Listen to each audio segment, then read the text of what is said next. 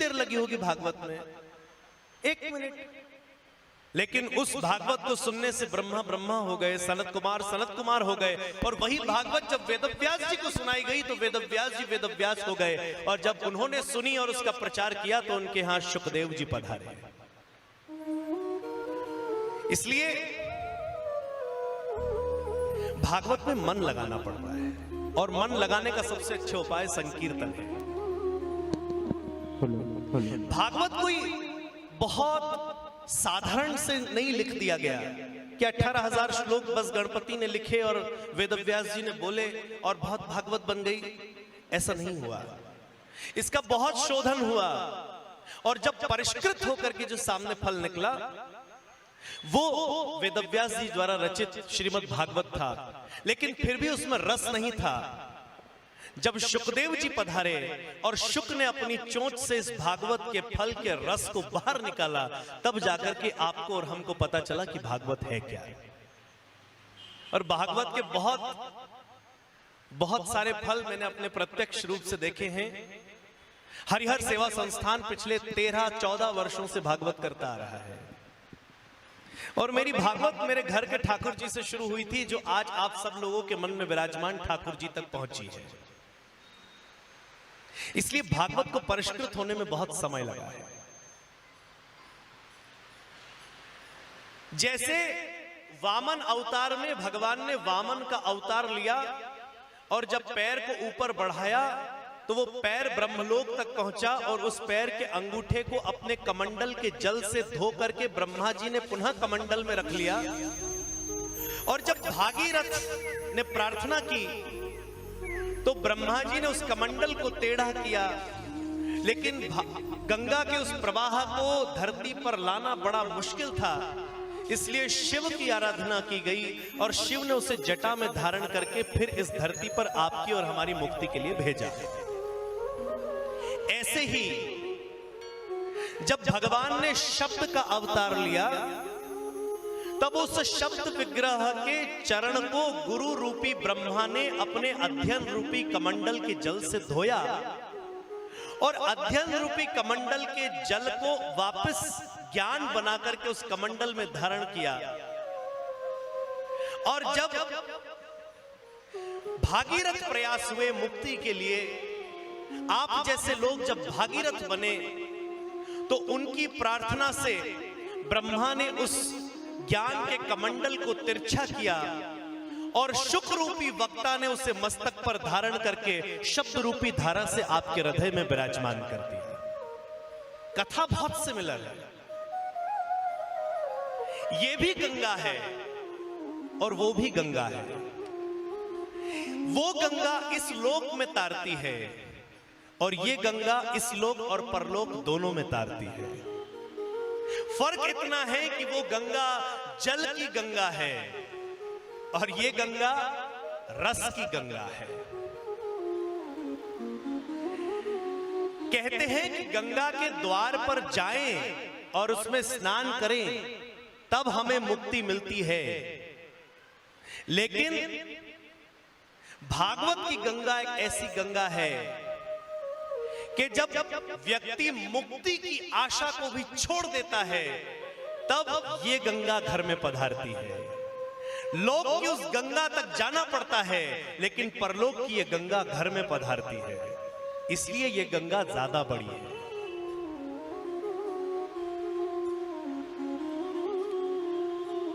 कहते हैं कि दोनों ही गंगा प्रारब्ध को तारती है, काटती है, लेकिन उस गंगा तक जाओ तब वो प्रारब्ध काटती है और मुक्ति देती है। लेकिन मन में अगर कृष्ण को आपने बैठा लिया है तो फिर ये गंगा घर में पधारती है और मुक्ति द्वार पर खड़ी रहती है। इसलिए आप जहां बैठे हैं वो साधारण जगह नहीं है, यहां मुक्ति की भी एंट्री नहीं है, क्योंकि यहां ऐसे ऐसे भक्त हैं भागवत में जिन्होंने मुक्ति की भी आशा छोड़ दी। 5 प्रकार की मुक्ति कही गई है भारतीय सनातन संस्कृति में। एक सामिप्य है, एक सारूप्य है, एक सालोक्य है, एक सार्ष्टी है और एक सुरूपता है। भगवान जैसा रूप, भगवान का सामिप्य, भगवान का ही घर, भगवान की ही बनाई हुई सृष्टि। लेकिन भक्तों ने कहा हमें यह भी नहीं चाहिए। क्यों? क्योंकि हमारे पास भागवत है। अरे तुम अच्छे कर्म करोगे तब जाकर के तुम्हें वैकुंठ प्राप्त होगा, लेकिन यहां तो वैकुंठ स्वयं पधार गया है। अब हमें जाने की जरूरत नहीं है। इसलिए भक्त इस आनंदमयी रहते हैं कि हम भागवत की सन्निधि में हैं। आप और हम सब लोग कहीं साधारण जगह किसी शहर के किसी छोटे से जगह पर बैठकर हम भागवत नहीं सुन रहे। ये आनंद नाम का तट है, बीच में गंगा प्रवाह हो रही है और आप और हम सब पितृ सत्ता के साथ मुक्ति की ओर अग्रसर हो रहे हैं।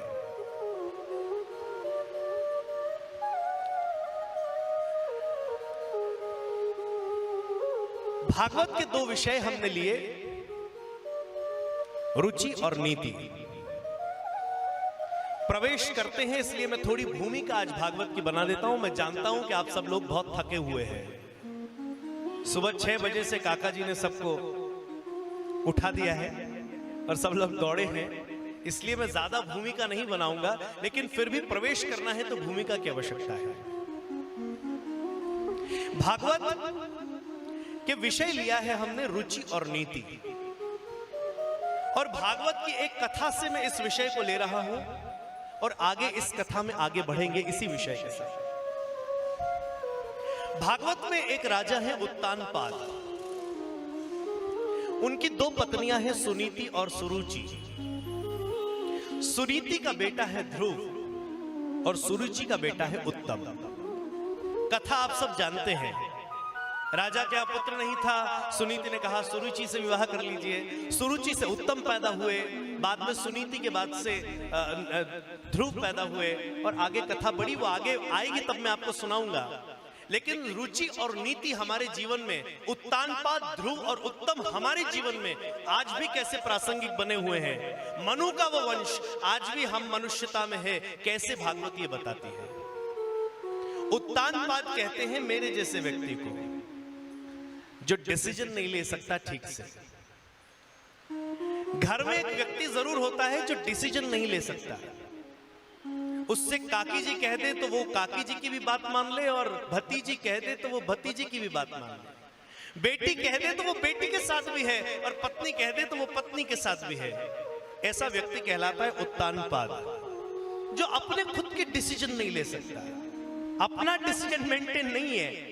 वो तो आपने कह दिया कि दिन है तो उसने कह दिया हाँ बहुत धूप है, और आपने कह दिया कि चांद है तो उसने कहा मुझे शीतलता लग रही है, पूनम का चांद कितना बड़ा है। ऐसे लोग उत्तानपाद होते हैं। उनके जीवन में 2 चीजें बनी रहती हैं, रुचि और नीति।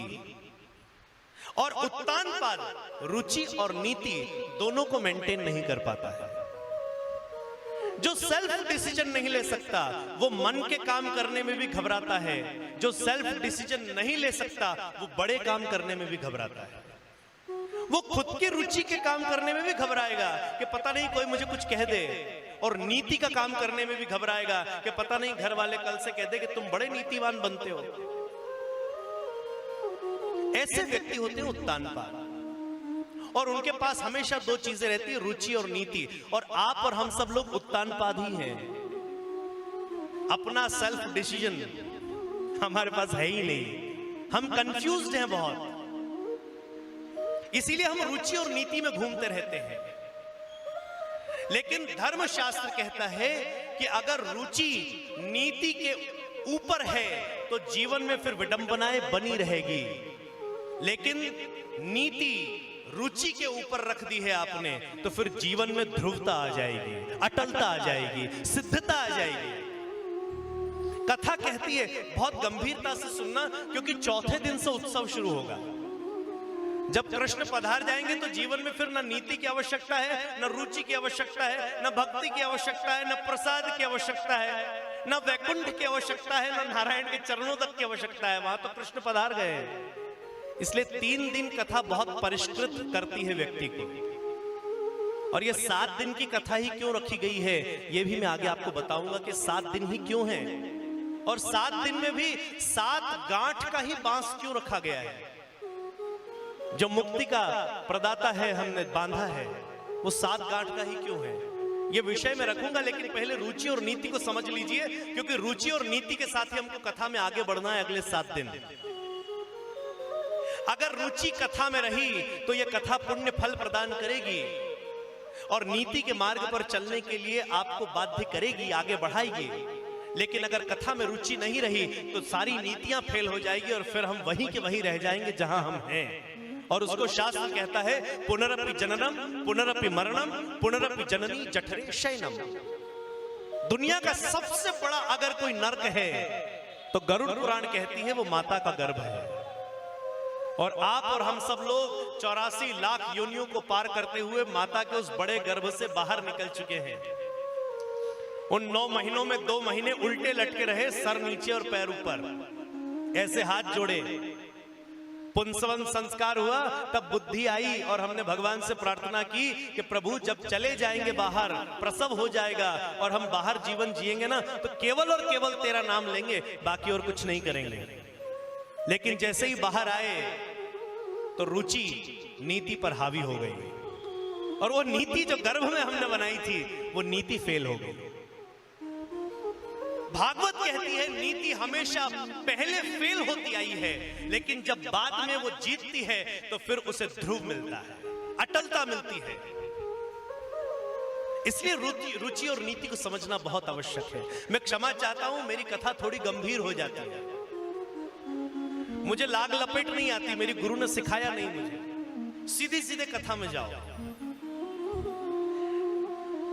मन को बहलाने का काम मुझसे हो नहीं पाता। कभी कभी कुछ बातें चोट भी कर देती है, मुझे खुद को भी कर देती है अपनी बातें, क्योंकि जहां मैं बैठा हूं वहां मैं वो नहीं हूं जो आपने फोटो में देखा है। यहां तो रूप ही बदल जाता है, इसके भी बड़े परिणाम देखे हैं मैंने। ये ऐसा आसन है कि यहां तरंग सीधे परमात्मा से जुड़ती है।